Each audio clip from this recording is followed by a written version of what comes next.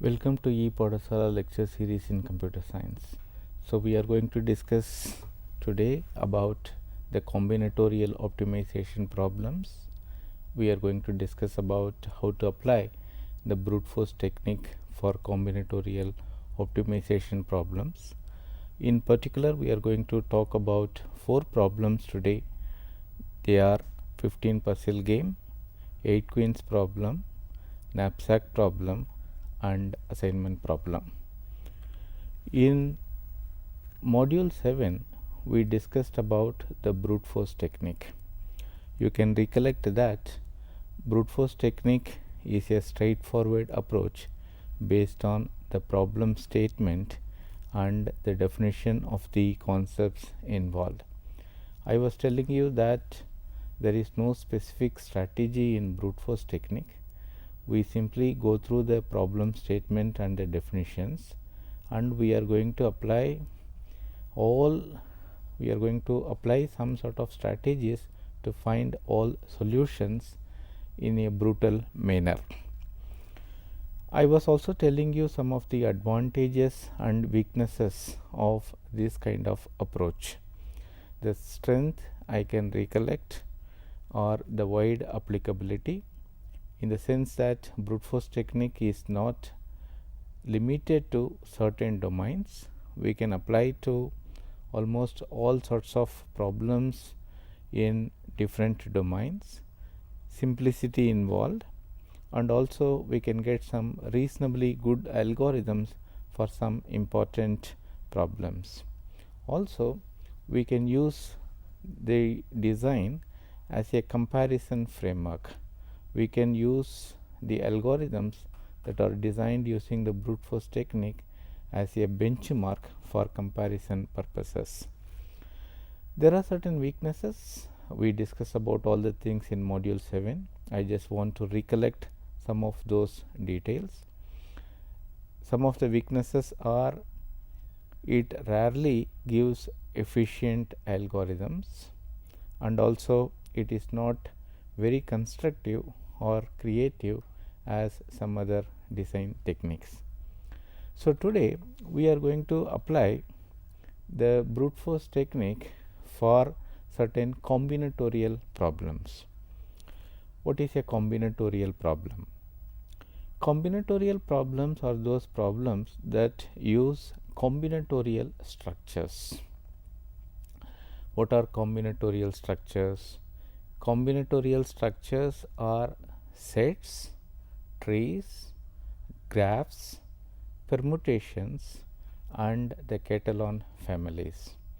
In other words, we are trying to generate some sort of combinatorial structures.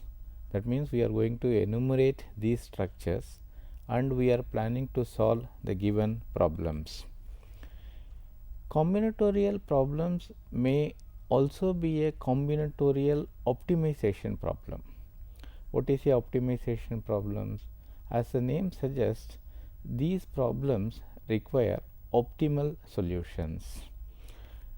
The structure of an optimal problem is like this. We should have some sort of an objective function. The objective of an application may be a profit, work minimization, or it can be a time factor. So combinatorial optimization problems do have an objective function, and we should have some sort of a feasibility criteria so that the solutions can satisfy these sort of things. Then you have a solution space. Solution space involves all possible solutions. These solutions are called feasible solutions. These are also called as candidate solutions, and you have some sort of an extremum requirement. Extremum is often maximization or minimizations. So the feasible solution that satisfies this sort of extremum requirement is called an optimal solutions.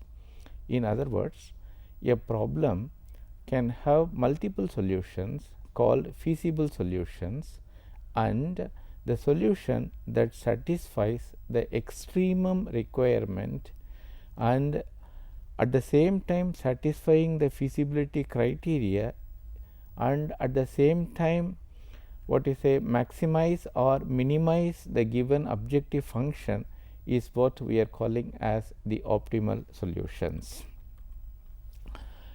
This is the general framework of obtaining the optimal solutions.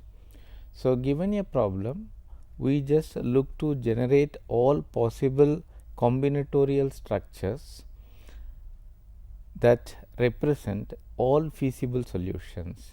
In other words, we are going to list out all the candidate solutions of the given problem, and once the solutions are generated, then we are going to search for the best solution among the generated feasible solutions with respect to the feasibility criteria, extremum requirement and the given objective functions.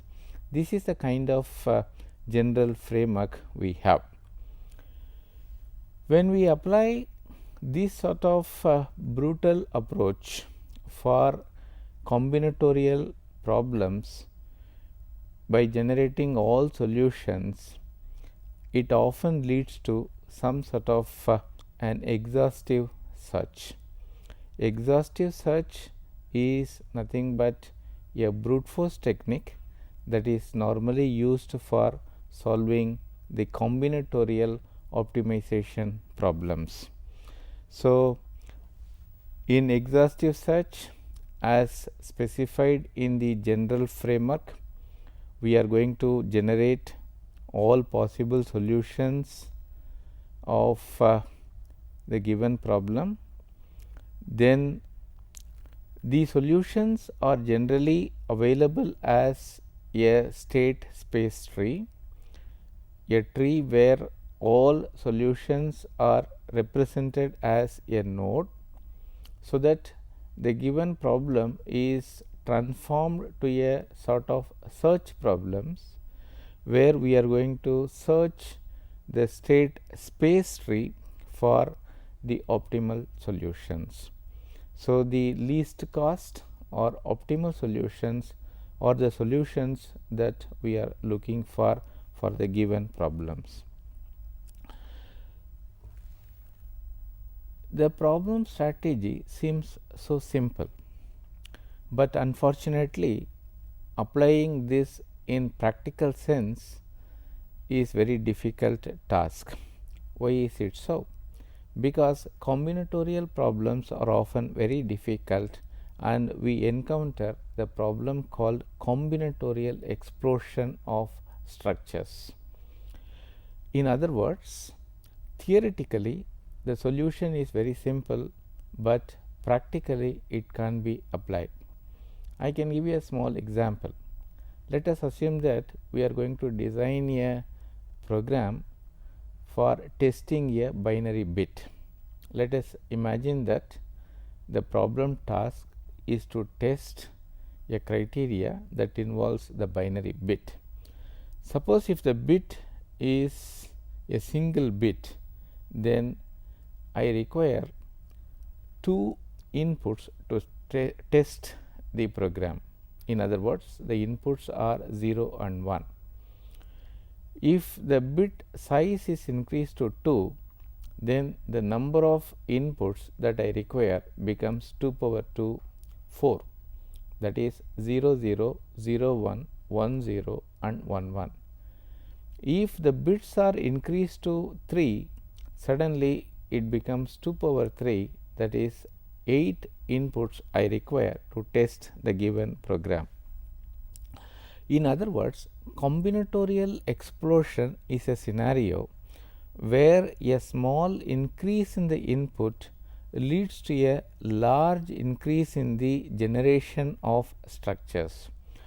You can observe here in this particular table where the unit rise in the input leads to a large explosion in the output. Suppose if the number of bits becomes 1000, then 2 power 1000 inputs needs to be processed. As n tends to go towards infinity, the number of outputs becomes extremely larger and finding solutions becomes very difficult.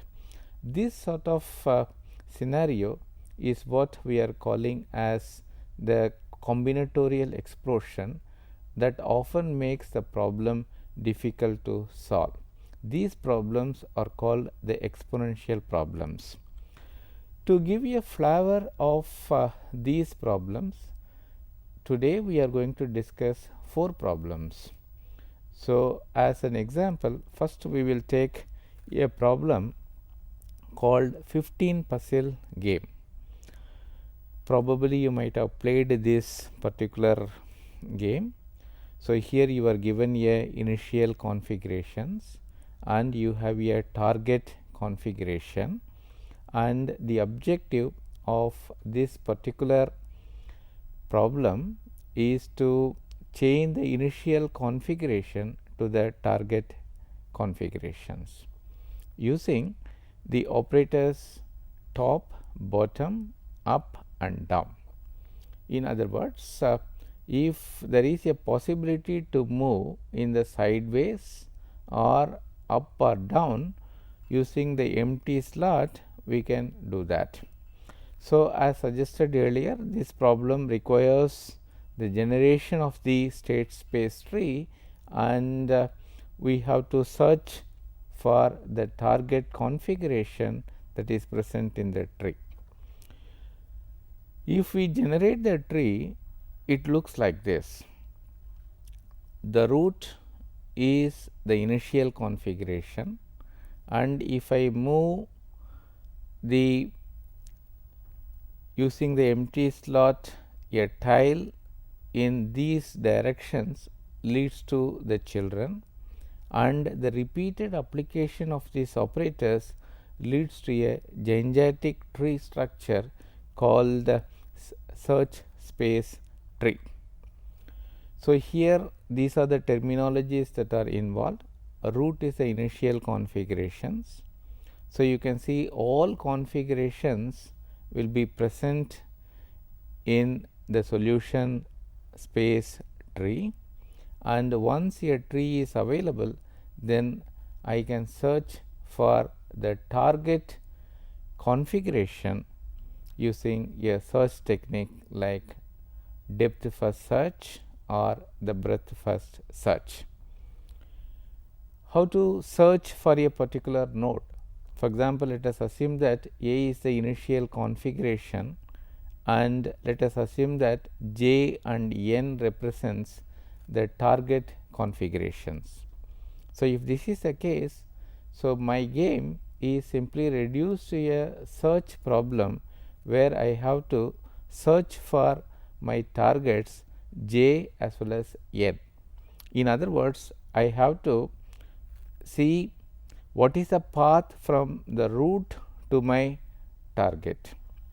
So, this kind of search is what we are calling as the tree search, specifically depth first search. So, you can see very well I have to explore this in a systematic manner. So, I require some sort of an order. So, that is the reason why I go for the DFS. In DFS, what I will try to do is I will start from the node and I will just go to the depth searching for all the nodes, and once I reach a dead end, then if I do not have provision to go forward, then I will backtrack and then I will search in the alternative manner. This kind of search is what we are calling as the DFS. So, I will start from A, then B, then D. I am encountering a dead end. So, that means I will backtrack to B. So, I will explore E, H, L, dead end. Again I will backtrack, I will visit M, then I will visit n dead end. This I will backtrack to, already these are explored. So, I will come here I, then O, then dead end I will backtrack to I already explored, E already explored, B already explored, A already explored, then I will visit C, then F dead end I will backtrack to C, then I will visit G as well as J. In other words, the flow is going to be something like this. This kind of search is what we are calling as the DFS search. Another popular search is called the breadth first search, where I will explore the nodes in the level by level manner. So, that means I will visit A level 0, then I will visit level 1 nodes, that is B and C, then level 2 nodes D, E, F, G, so on. So, in other words, you can see very well the order is going to be level by level. So, this is what my exploration is going to be. This kind of systematic search technique or the traversing technique can be exploited for various problems. So, coming back to our 15 puzzle game, we have seen that we have generated a search space tree. So, in the search space tree we can use this and we can design the algorithms. So, the DFS can be implemented using a stack. So, this is how the prototype of the algorithm is going to look like. I am going to put the root node in stack S, and while stack is not empty, I am going to remove the node from the stack, and I will just see whether the node is a goal node. If that is the case, then I am going to return success, otherwise I am going to put all the children of that particular node onto the stack. So, this process will go on till the stack is empty. When the stack is empty and the goal node is not encountered so far, then we will return the failure. The same algorithm can easily be modified for the breadth first search by changing the data structures. So, here we can change the stack to a queue, and the same algorithm you can see is retained, but only difference between this and your earlier program is instead of stack we are going to use queue. So, now coming back to the 15 puzzle game, just to recollect, we have generated the search space tree where every node represents a configurations. So, this is how the modification of the algorithms. So, the input is going to be a tree with the root, that is the initial configuration, and the target configuration. So, initially I have not visited any nodes. So, I will just make it as 0, then I visit root, I will change the status to 1, and I will generate the children W for the root, and I will just repeat for all the children. So, I will just check whether the node is visited. If it is not visited and if it is not a goal node, then I am going to invoke the DFS, and DFS is going to be invoked, and this process is going to be repeated till either the goal node is obtained or the procedure results in a failure. This kind of algorithm is what you will design for the 15 puzzle game. Practically, it is difficult to implement because the complexity of this algorithm is very vast. So, that means the algorithm needs to explore 16 factorial configurations. In other words, it is approximately 20.9 multiplied by 10 power 12 different arrangements of the tiles, and even if the configuration check requires a second, so the algorithm takes a huge amount of time. This is the biggest difficulty in the combinatorial optimization problems. But this is a game, this has to be faster. So, naturally we want a faster algorithm, therefore, we will just look into the efficient way of developing all the things in the later on modules. As of now, we can conclude that this is what guaranteed by the brute force technique. Second problem is also a very popular problem called 8 queens problem. So, the problem is something like this, where you have a given chessboard of size 8 by 8. So, this is the queen. So, the question is can you place 8 queens such that no 2 queens are in the attacking positions. You know very well, in chess queen is the most powerful what you say coin. So, this is the scope of the queen. It can move horizontally, vertically, diagonally. So, you can see very well this is the scope. The question is, can we place 8 queens such that the queens are not in the attacking positions. So, you can see very well the process goes on like this. So, in first column I will place 1 queen, then I will search for a better place to place queen in the second row. So, you can see very well this is one possibility, this is another possibility, this is another possibility. So, like that I will just keep on doing that, and hopefully if it is not possible, then we will backtrack and then we will again start everything fresh. So, this is how things will go. So, informally the algorithm for this is going to be like this. So, in step 1 I am going to try all possible combinations, and in all combinations I will check whether the queens are in the attacking position or not. So, if so, it is a success, otherwise it is a failure. I will just go back and then I will change the queen such that the process will continue. This is the informal algorithms. This is the formal algorithm for 8 queens problem. You can see very well we are going to generate a configuration like this as a solution, and if the solution is correct, that means if the queens are not in the attacking positions, then we will print the solutions, otherwise we will simply go and explore the other possibilities. Again, you can see very well the complexity analysis is a difficult task, because the board has got 64 tiles, 8 queens needs to be placed. In other words, this requires the possible selection of what you say 64 C8 choices. You can see that the number of choices that needs to be made is very huge.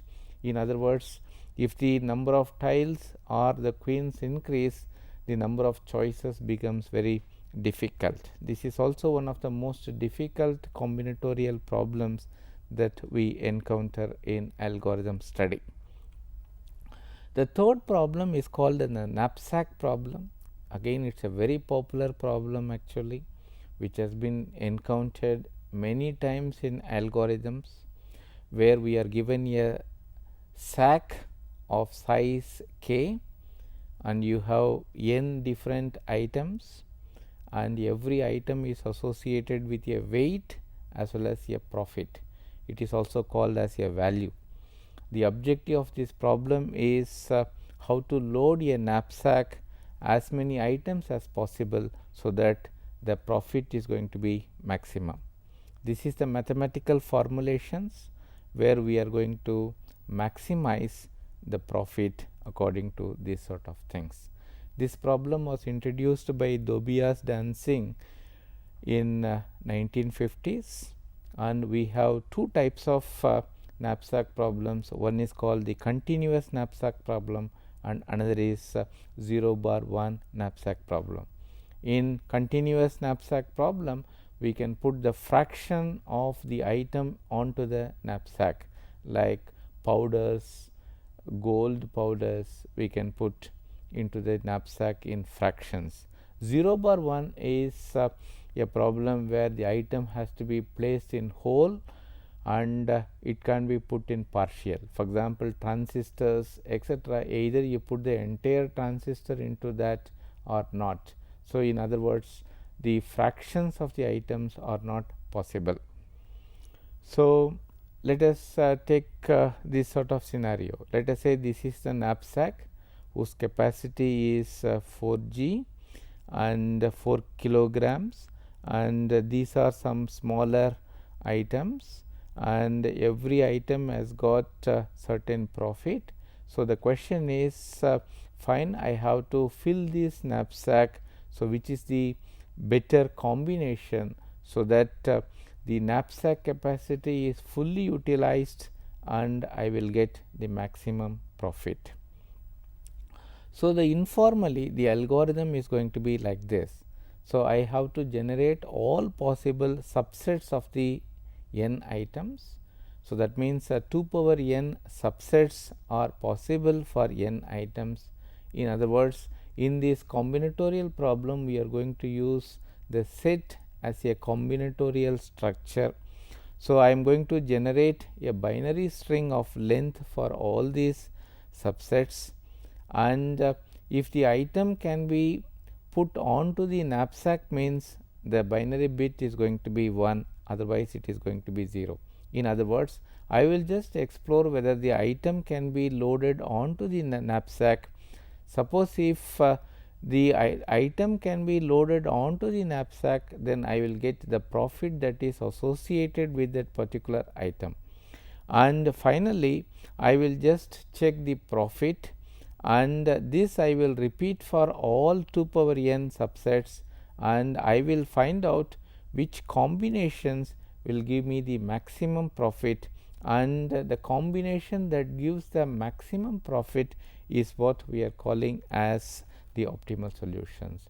In other words, let us say you have an almirah, if you have some n items, the question becomes something like what sort of items you can put into that, so that you can achieve some sort of a profit kind of things. If you assume that every item is associated with some sort of a profit or utility value. So, this is how the formal algorithm is going to look like. K is going to be your knapsack, and W and P are the weights and profits of n items. So, you can see very well global profit is going to be 0, choice is going to be 0, index is 1. So, here I am checking, I am generating all the structures, and if item is included, you can see very well the profit is added, otherwise it is 0. So, this process goes on till all the subsets are explored. At the end of the algorithms, I am going to check the profit, and that is generated. So, for 3 items, the possible solutions are 1, 2, so 3, 1, 2, 1, 3, 2, 3, 1, 2, 3, etc., etc. Again, the complexity analysis is going to be order of n to power n. Similarly, you have the assignment problem where you have to assign a job to the worker, and that involves some sort of a cost. For example, let us say there are 3 persons, 3 jobs, and let us say if the jobs 1 to 3 is allotted to these 3 persons, then I will get the profit of 3 plus 3 plus 2. Again, this problem involves generation of all possible assignments like this, and you can see very well out of all the things the maximum profit is 19, and that is associated with the assignments like 132 or 231. In other words, this is the informal algorithms, and this is what the formal algorithm, where all the assignments are carried out along with the cost, and finally the least cost solution is preferred.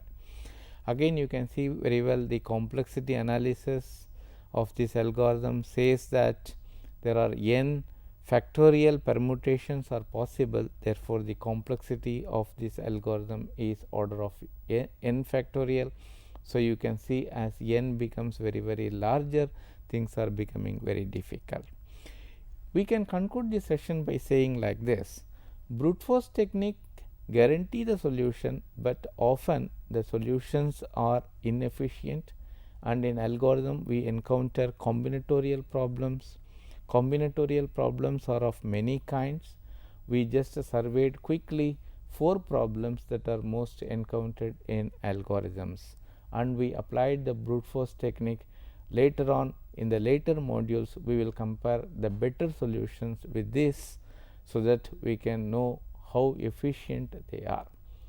So, we will meet in the next module as part of this course. Thank you very much.